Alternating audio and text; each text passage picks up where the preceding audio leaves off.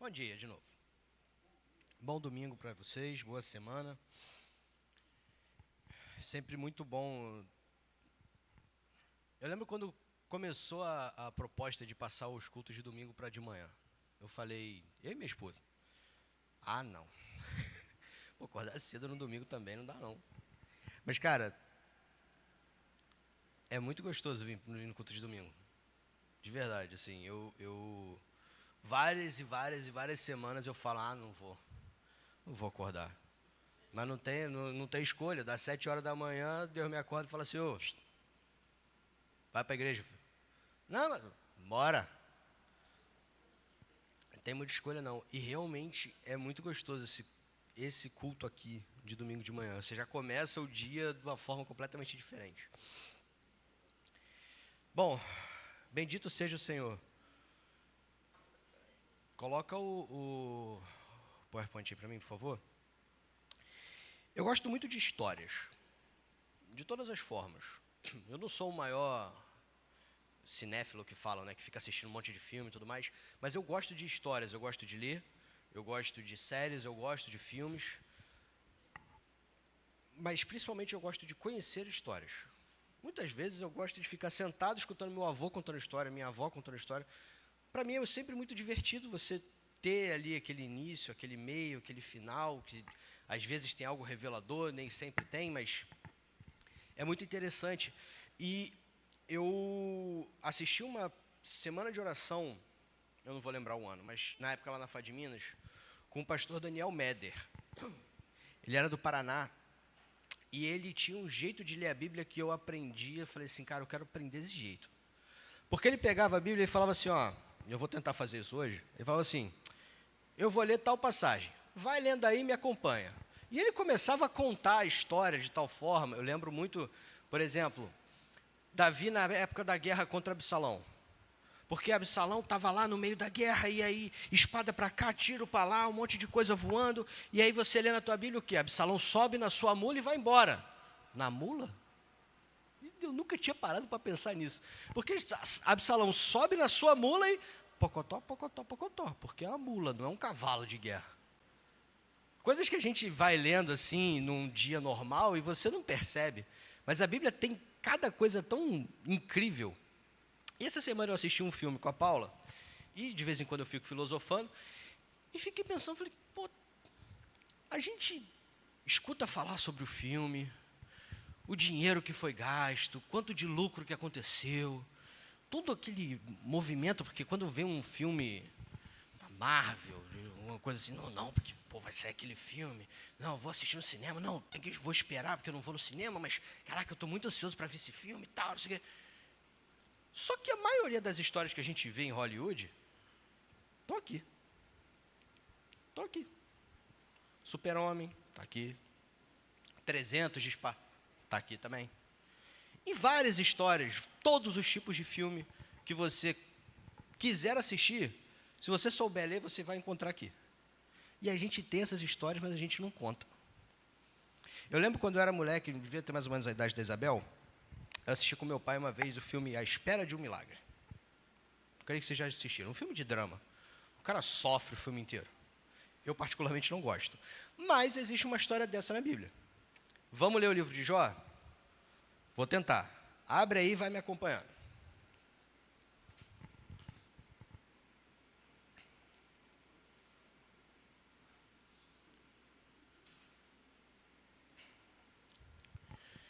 Já que vamos ler a Bíblia, vamos fazer mais uma oração? Senhor nosso Deus, nosso Pai, muito obrigado por esse dia, muito obrigado por esse domingo, por essa semana, Pai. Senhor, estamos abrindo a Tua palavra. Vamos estudar um pouquinho sobre as lições que o Senhor tem para nos ensinar. Por favor, fale. Como eu sempre peço que o Senhor fale tão alto que seja impossível ouvir a minha voz. Cuide de cada coração aqui, cada pessoa que está assistindo também na transmissão, seja agora ou seja no futuro. Que o Senhor fale a cada coração. Esteja conosco, eu te peço, te agradeço em nome de Jesus, amém. Bom, começa o filme. A capa da Forbes. Jó, o homem mais rico do mundo, multimilionário, um pai de família, casado, temente a Deus, 7 filhos, 3 filhas, e a sua fortuna consistia em, está ali no verso 3, Jó 1, 3, possuía 7.000 ovelhas, 3.000 camelos, 500 juntas de boi, 500 jumentos, e um montão de gente a seu serviço. Esse era Jó. Conhecido, o Elon Musk da época. Todo filme começa assim, né? Aí tem a cena maneira, tal, aparece a capa, Jó. Aí aparece assim, enquanto isso na sala de justiça, Deus chama uma reunião com todos os representantes dos planetas do universo. E ele encontra com Satanás no céu. Oi? Estranho isso, né? Encontra com Satanás no céu, como assim? Vou parar um pouquinho, vou deter um pouquinho nisso aqui. Por que Satanás podia estar no céu? Já ouviram alguém, geralmente uma pessoa que não é muito legal, falando assim, não é ético, não é moral, mas é legal? Espero que você não tenha ouvido isso, mas infelizmente já ouvi. Satanás, ele poderia estar no céu por quê? Porque até aquele momento, ele era o representante na terra, da terra. Guilherme, como assim? Adão era o primeiro representante. Adão peca. Adão entrega o planeta Terra a Satanás. E Jesus, até esse momento onde passa a história de Jó, ainda não tinha vindo, não tinha morrido, não tinha ressuscitado. Então, moralmente, Satanás não podia fazer isso. Mas legalmente, ele podia. Então, quando Satanás aparece, Deus olha para ele e fala, o que você está fazendo aqui? Então, Deus, eu estava dando um rolê lá pela terra, que me pertence. E aí você chamou a reunião e eu vim. Aí Deus olha para Satanás e fala assim, que me pertence? Não pertence, não. Nem todo mundo te aceitou. Satanás começa a acusar Deus. Não, mas é meu. Legalmente é meu. E aí começa um desafio. Porque Deus fala para ele assim, seria toda tua, se todo mundo te aceitasse. Mas, você já viu meu servo Jó? Já viu meu servo Jó? Temente a Deus, não se desvia nem para a direita nem para a esquerda, segue o meu caminho. A terra não pode ser toda sua, nem todo mundo te aceitou. Começa um conflito entre Deus e Satanás. Já ouviu esse conceito? A história de Jó nada mais é do que um resumo do grande conflito que a gente vive. Jó ali, ele passa a ser o centro de um conflito entre Deus e Satanás, assim como nós somos hoje. E Deus banca, Jó é meu. Satanás olha para ele e fala, claro, é fácil. Jó tem tudo. Deixa ele começar a perder as coisas para você ver. E Deus fala, então tá bom, vá lá. Voltamos à cena inicial, Jó está no seu trabalho, está ali no seu escritório, e aí começa a chegar as notícias. Entra um servo, Jó, cara, a gente foi atacado, seus bois e seus camelos foram roubados. O cara terminou de falar e entra outro, Jó, olha só, caiu fogo do céu e as suas ovelhas morreram. Vem um outro, Jó, então, fomos atacados pelos caldeus, os seus jumentos foram todos roubados também. Antes desse terminar, chega o último, que já chega chorando. Jó, eu nem escutei o que os outros falaram, mas teve um acidente terrível. Os seus 10 filhos estavam na casa do seu filho mais velho, fazendo uma almoção de família, como eles costumavam fazer, e teve um acidente, todos eles morreram.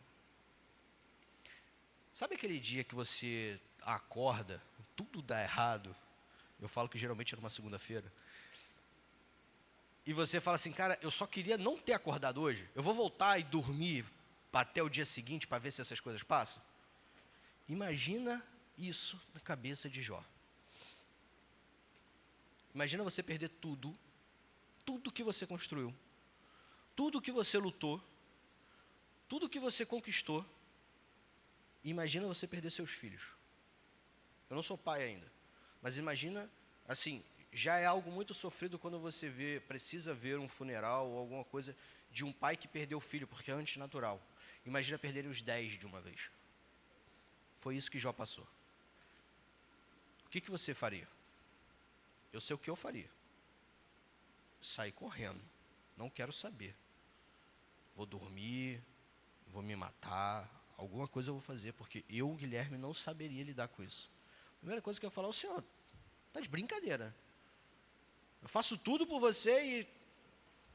Só que Jó, vamos ler ali o verso 21 do capítulo 1. Ele fala um dos versos que dá o título da mensagem, que é um dos meus favoritos. Jó 1, 21. E disse: saí nu do ventre da minha mãe, e nu partirei.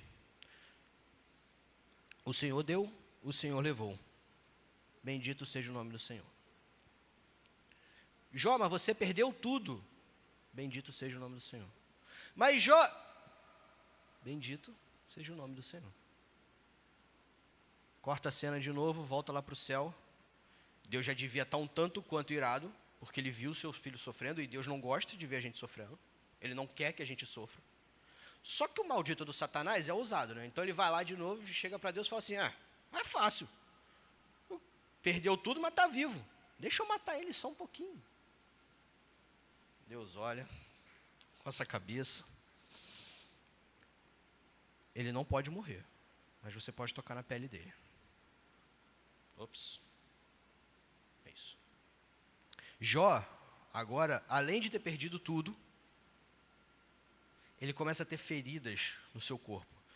Eu já tive 2 choques anafiláticos. E eu começo a inchar, empolar. E, cara, é uma coceira. É uma coceira. O primeiro que eu tive, eu sentia um calor em Minas Gerais, não estava aqui no Rio. Mas era um calor de 50 graus, de tomar banho gelado. E eu cheguei a me esfregar na parede para me coçar. Eu não estou exagerando. Jó chega a um ponto que ele começa a usar caco de telha. E aquela coceira não passa, aquele negócio ardendo. Imagina você conviver com isso. Como se não bastasse, chega a esposa dele e fala, Jó, cara, eu estava contigo, eu passei a tua vida toda contigo, mas olha o que você está passando. Véi, desiste. Amaldiçoa teu Deus e morre de uma vez. É só o que falta, né? Você já perdeu tudo. Eu já perdi meus 10 filhos, porque a esposa de Jó também sofreu. A gente esquece um pouquinho dela. Eu já perdi meus 10 filhos, eu perdi toda a riqueza que eu tinha, todo o conforto, o servo e tudo mais. Agora ainda tem que ficar te vendo sofrer com essas doenças? Cara, amaldiçoa teu Deus e morre, é melhor. Eu morro junto com você, se for o caso. O que Jó diz para ela? Tá maluca? Eu recebo o melhor de Deus e não vou receber o pior? O Senhor deu, o Senhor tomou. Bendito seja o nome do Senhor. A mulher vai embora, chegam os 3 amigos de Jó, ficam lá um tempão conversando, e aí o filme de drama vai se desenrolando. Jó sofrendo. Como eu falei, eu citei a espera de um milagre, a mesma coisa. O cara tenta uma coisa, dá ruim, ele sofrimento e luta, e precisa passar por uma série de situações. Imagina Jó sentado na beira da estrada ali, todo se coçando, as pessoas que passavam por essa estrada olhando, falando, que nojo. Os amigos chegam e sentam do lado de Jó e passam ali alguns dias chorando. Nem falam nada, passam ali só um tempo chorando. E daqui a pouco, quando eles começam a falar, ao invés de ajudar, conhece os cavaleiros do Apocalipse? Em vez de chegar e falar, não, Jó, vai dar tudo certo. Não, Jó, pô, Jó, tá muito difícil, Jó, que tristeza. Jó, você vai morrer. Pô, Jó, você fez alguma coisa que, poxa, vai dar ruim. Imagina essa vida de Jó. Jó vive tudo isso. Passado um tempo, o teste acabou. Satanás pode até tentado falar com Deus, só que Deus falou, acabou. Agora é comigo. E Deus vai conversar com Jó. Essa, para mim, é a parte mais confusa de toda a história. Porque Deus vai conversar com Jó, e o que você imaginaria? Jó está sofrendo, certo? Jó está passando, eu não vou falar o pão que o diabo amassou, porque foi bem mais do que ter amassado o pão. Cara, o fundo do poço de sofrimento era Jó. Você imagina que Deus chegaria como? Eu gostaria, eu, Guilherme, filho, vem cá, vou cuidar de você, deixa eu te explicar o que aconteceu. Só que Deus chega para Jó e fala assim, quem é você que pensa que sabe alguma coisa para reclamar que queria não ter nascido, que não sei o quê? Deus sou eu. Então Jó ainda toma uma bronca. E Deus começa ali a mostrar para Jó que quem cuida das flores, quem cuida dos animais da natureza, quem cuida do vendaval que passa 100 km por hora, quem faz os planetas girarem, quem cuida do universo, é Deus. Mas Deus, eu estou sofrendo. Eu estou cuidando de você. Quem está no controle sou eu. A primeira vez que eu estudei o livro de Jó, eu sou muito questionador. A primeira vez que eu estudei o livro de Jó, eu tinha tentado uma bolsa para o UNASP, Campus Hortolândia, porque eu tinha conhecido o cara que ia ser o presidente do IATEC. IATEC é o Instituto de Tecnologia da Igreja Adventista. E ele falou comigo, eu conheci ele num almoço na casa de um outro pastor. E ele falou assim, cara, tu gosta de TI, não sei o quê? Vai para o IASP, estuda lá que eu vou te botar para dentro. Tu vai trabalhar na igreja. Eu falei, pô, show. Ajeitei já sei o caminho da minha vida. Tentei a bolsa. Passei no vestibular, tentei a bolsa. Só que eu não tinha dinheiro. Era bolsa de 100% ou nada. Me deram uma bolsa de 20%. Tentamos, eu e minha mãe, um monte de contato, não sei o que, nada. Eu cheguei em casa e falei, ô senhor, caraca, eu ia trabalhar na igreja. Eu ia para a tua faculdade, estudar para trabalhar na tua igreja. Por quê? E eu fui conversar com uma amiga minha, que na época eu falava assim, quando eu queria falar com Deus, eu ouvia a voz de Deus, eu falava com essa menina. E ela falou, Gui, vamos estudar o livro de Jó?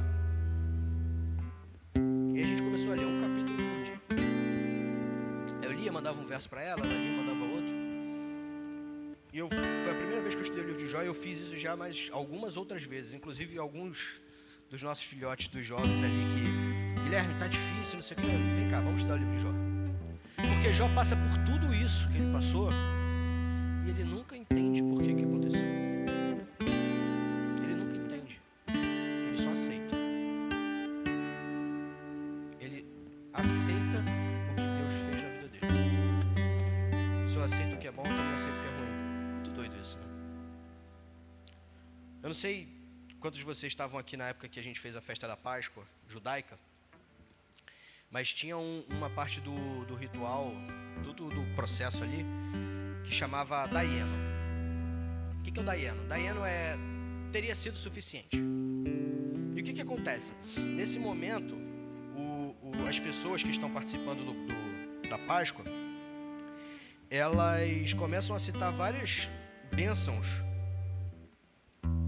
que o Senhor deu e que se Ele não tivesse dado, ainda assim seria suficiente. Então, por exemplo, se Deus não nos tivesse tirado do Egito, aí o pessoal responde, teria sido suficiente, Ele ainda seria Deus. Mas e se Deus não tivesse mandado maná? Teria sido suficiente. E se Deus não tivesse dado aquela cirurgia que eu tanto pedi? Ele ainda é suficiente. Se Deus não tivesse curado meu câncer, Ele ainda é suficiente. Se Deus não tivesse enviado o filho que você tanto pede, Ele ainda é suficiente.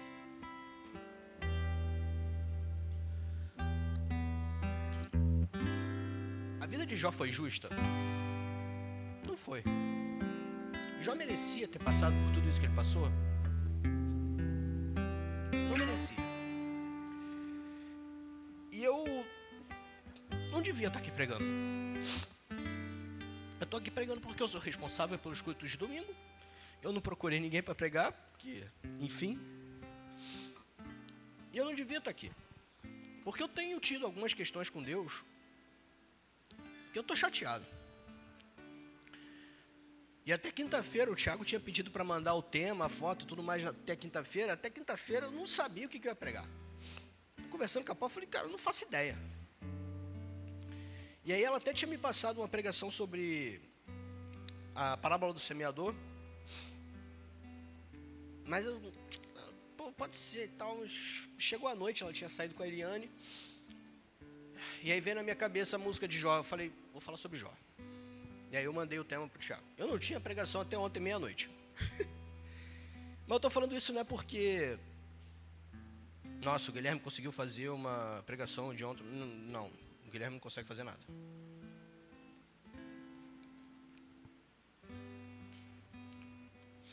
Mas eu tô falando isso porque eu precisava ter estudado o livro de Jó de novo. Para entender que nem sempre as coisas vão ser justas porque eu acho que tem que ser justas. A vida de Jó foi injusta. Jó sofreu por uma discussão que ele não estava. E ele nunca soube o que aconteceu. Mas o paradoxo da salvação é que para haver salvação precisa haver uma injustiça. Fiquei maluco de vez, talvez, né? Não? Se hoje eu e você podemos ser salvos, houve uma injustiça.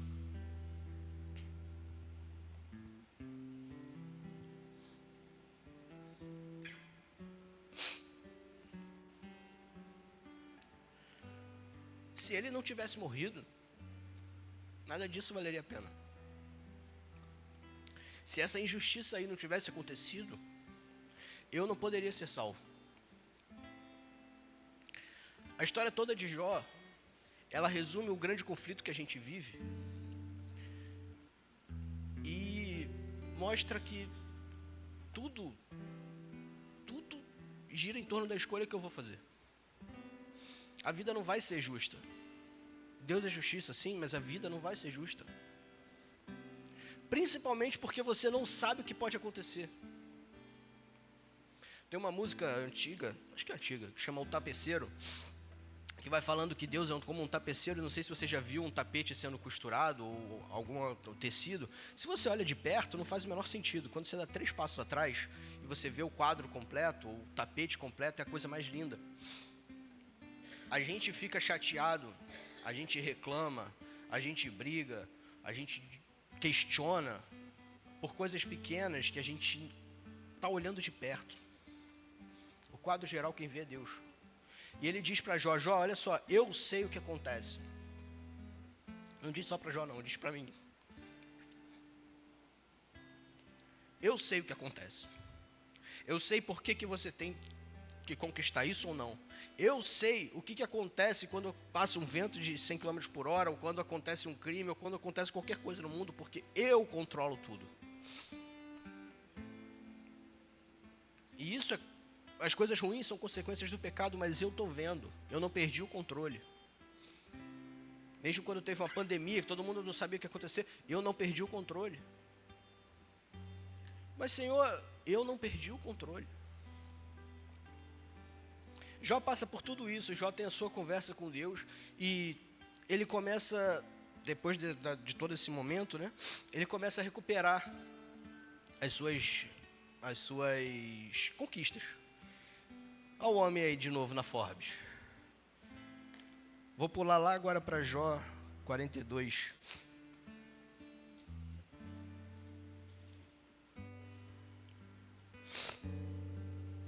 Jó volta a ser o homem mais rico do mundo.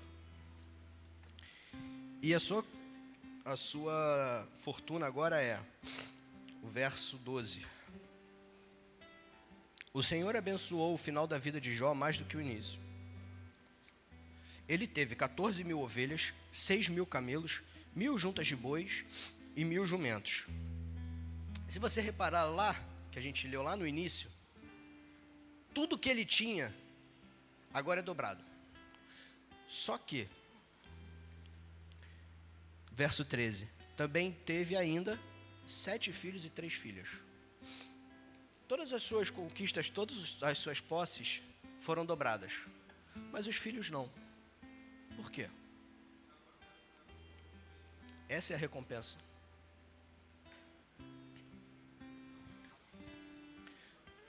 As nossas posses aqui não valem de nada. É tudo vaidade. Deus pode dar, Deus pode tomar, Deus pode dar em dobro, Deus pode tirar de novo, Ele pode dar em triplo agora, Ele pode tirar de novo. A recompensa final é o céu. A gente vive um grande conflito e a gente tem o livre-arbítrio, que eu digo que é maldito, porque infelizmente eu tenho a oportunidade de escolher e geralmente eu escolho errado. Então a pessoa para fazer má decisão sou eu. Mas a gente precisa lembrar, e eu sempre reforço isso com jovens, que é tudo vaidade. Ah, mas eu não aguento mais sofrer porque eu fico esperando e não sei o quê, e rarará. É vaidade. O importante está ali, ó. Vocês acompanharam, eu pedi várias vezes aqui para uma amiga do trabalho, Isabela. Isabela teve um derrame com 21 anos de idade, um AVC. E isso foi um dos problemas de saúde que ela teve. Eu digo para ela que ela tem uma cartinha de bingo que ela vai ticando, assim. Tudo que você imaginar. E ela precisava fazer uma cirurgia para colocar um aparelho dentro do corpo, enfim, para consertar algumas coisas. Eu fiquei aqui um tempão orando aqui com a igreja, não sei se vocês vão lembrar. E ela passou um bom tempo tentando fazer essa cirurgia, conseguiu fazer a provisória, e na semana passada ela fez a definitiva. Terça-feira, na semana retrasada ela fez a definitiva. Terça-feira ela estava comigo no escritório. Isabela já venceu uns 2 cânceres, já tirou um tumor aqui da testa, enfim. É uma pessoa que sofre bastante. E eu acho muito maneiro porque a gente está no escritório e ela está dando risada. Está fazendo piada. Está brincando. E a gente zoa tudo, assim, porque ela fala, é o meu jeito de lidar com as coisas. Ela está sempre feliz. As coisas que a gente vive aqui são nada. A gente lembra sempre muito de pedir e esquece de agradecer. Jó, a história de Jó está na Bíblia para me lembrar. Eu aprendi que a pregação ela tem que ser sempre para mim primeiro. Ela está ali para me lembrar que quem sabe é Deus. E Ele nunca perdeu o controle. Nunca. Ah, mas Ele sabe o que está fazendo. Então que a gente comece a semana entendendo que Ele sabe o que está fazendo. Por mais louco que seja, por mais difícil que seja, Ele vai deixar algumas coisas acontecerem. Ele vai fazer outros milagres que você nem sabe. Às vezes vai aparecer uma bala de fuzil no teu banco que você nem viu de onde veio. Para te lembrar que Ele está vendo. Mesmo quando você não sabe. Deus não perdeu o controle. Faça a escolha certa. Deixe que Ele conduza a tua vida. Para de se preocupar. Entenda que a recompensa final é o céu. É lá que tudo vai se resolver. É lá que tudo que você acha que nunca teve. Pô, Guilherme, eu sou pobre. Você vai pisar no ouro, velho. Ah, Guilherme, mas a pessoa que eu perdi... Vamos ser eternos. Guilherme, eu não consigo estudar, eu queria aprender as coisas. Vai ter limite infinito para sua mente. O que você quer estudar? Eu quero estudar qualquer coisa. Tá bom, você tem eternidade para isso. Guilherme, eu não consigo falar com Deus. Você vai vê-lo pessoalmente. Faça a escolha certa. Aceite o bom de Deus. Aceite também o pior. Porque nu eu vim para a terra. Nu eu partirei. O Senhor deu, o Senhor tomou. Mas bendito seja o nome do Senhor. Vamos orar?